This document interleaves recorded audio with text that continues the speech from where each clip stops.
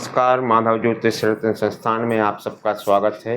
आइए आज हम चर्चा करेंगे वृष लगन की कि सितंबर माह में 15 सितंबर से लेकर के 22 सितंबर तक आपका जीवन कैसा होगा, क्योंकि हर व्यक्ति की इच्छा होती है कि हमारे दिन अच्छे आएँ और हम भगवान से प्रार्थना करेंगे कि आप सबके दिन अच्छे आएँ।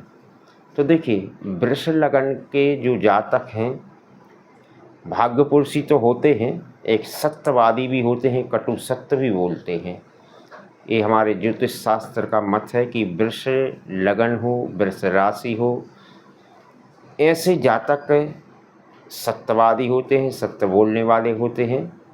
तो आइए हम चर्चा करेंगे वृष लगन में क्या है 15 सितंबर से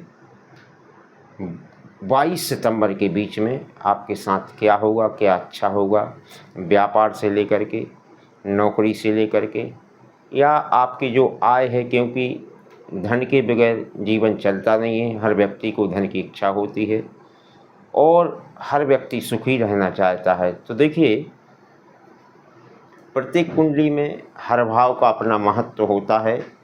ऐसे ही वृष लगन का जो विशेष स्थान है, जिसे हम धन भाव कहते हैं कि भाई हमारे जीवन में धन आएगा या नहीं, तो यहाँ पर हम देखेंगे कि आपका गुरु बैठा हुआ है, लेकिन गुरु अच्छा ग्रह है, शुभ ग्रहों में इसकी गिनती होती है, अच्छा फल भी देता है। लेकिन यहाँ पर जहाँ तक के मुझे ज्ञान है, जहाँ तक मेरी दृष्टि जाती है, धन से संबंध की यदि आपकी चर्चा करेंगे इस सप्ताह में, तो गुरु जहाँ पर बैठे हैं, गुरु ज्ञान के मालिक हैं, और जिस घर में बैठे हुए हैं वो स्थान बुध कन्या मिथुनोपति, बुध का स्थान माना जाता है। गुरु ज्ञान देते हैं, बुध वाणी में प्रखरता लाते हैं, वाणी से चतुर होते हैं। तो शास्त्र कहता है कि गुरु बुध को अपना मित्र नहीं मानता है।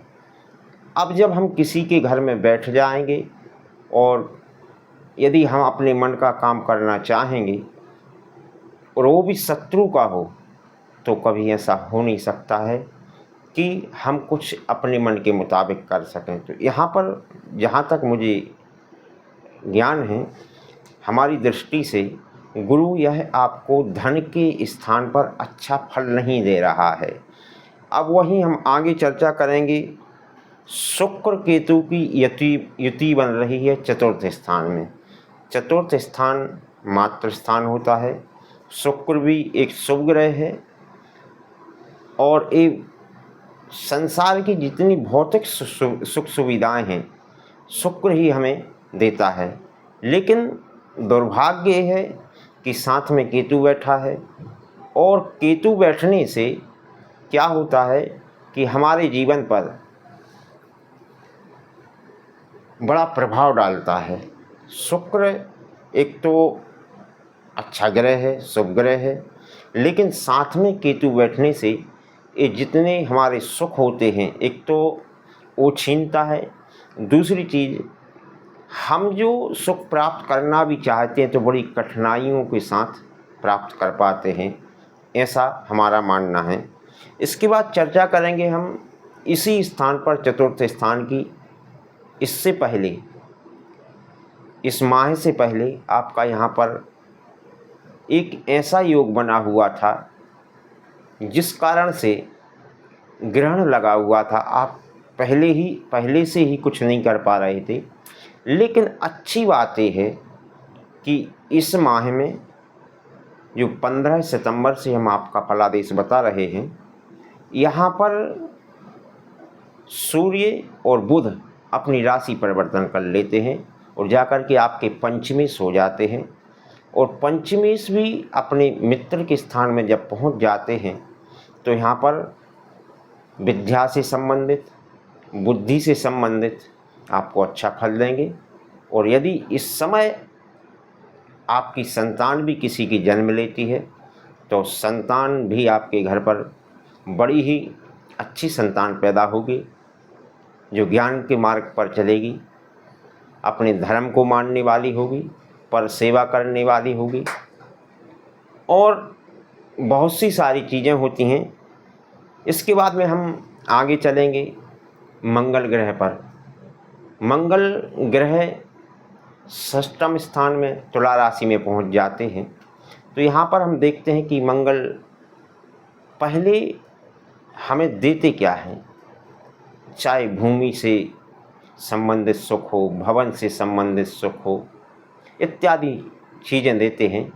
लेकिन यहाँ पर जब मंगल देवता अपनी राशि परिवर्तन करेंगे तो यहाँ पर आपको सामान्य ही सुख प्राप्त होगा। आगे चर्चा करेंगे अन्य ग्रहों के बारे में।